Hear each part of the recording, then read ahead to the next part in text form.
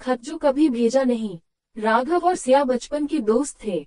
दोनों एक ही गली में पले बड़े, एक ही स्कूल में पढ़े और हर छोटी बड़ी खुशी में एक दूसरे के साथ ही रहे। सिया बहुत चंचल थी, हर वक्त हंसती रहती, जिंदगी को खुलकर जीने में यकीन रखती थी। वहीं राघव थोड़ा शांत, गंभीर और संवेदनशील था, लेकिन उसकी दुनिया सिया की हंसी से ही रोशन थी।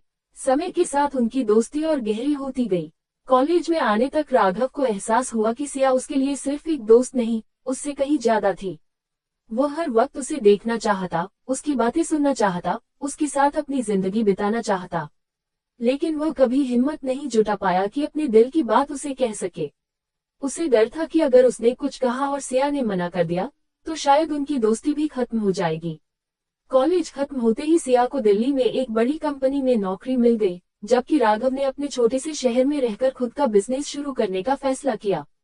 विदाई के दिन, जब सिया स्टेशन पर ट्रेन पकड़ने जा रही थी, राघव ने एक खत लिखा, जिसमें उसने अपने दिल की सारी बातें लिख दी। सिया, मैं तुम्हें हमेशा से चाहता हूँ, लेकिन कभी कह नहीं सका। तुम मेरी जिंदगी का सबसे खूबसूरत हिस्सा हो। अगर तुम्हें भी कभी ऐसा लगे कि तुम्हारी दुनिया में मेरी जगह हो सकती है, तो लौट आना। मैं हमेशा तुम्हारा इंतजार करूंगा। वह खत लेकर स्टेशन पहुंचा, लेकिन जब सिया ने उसे देखा, तो उसकी आंखों में आंसू थे। वह हंसते हुए बोली, राघव, वादा करो, तुम मुझे कभी भूलोगे नहीं। राघव उसकी मुस्कान में खो गया और कुछ कह नहीं पाया। उसने जेब में रखा खत वहीं रहने दिया और सिर्फ मुस्कुराकर कहा, कभी नहीं। ट्रेन चली गई, और साथ ही राघव की दुनिया भी। समय बीतता गया। सिया दिल्ली में अपने नए जीवन में व्यस्त हो गई, नए दोस्त, नया माहौल। फोन पर बातें धीरे धीरे कम होने लगी। राघव भी अपने बिजनेस में लग गया, लेकिन सिया की यादें कभी फीकी नहीं पड़ी। एक दिन उसे खबर मिली कि सिया की शादी तय हो गई है। ये सुनकर उसका दिल अंदर से टूट गया, लेकिन उसने किसी से कुछ नहीं कहा।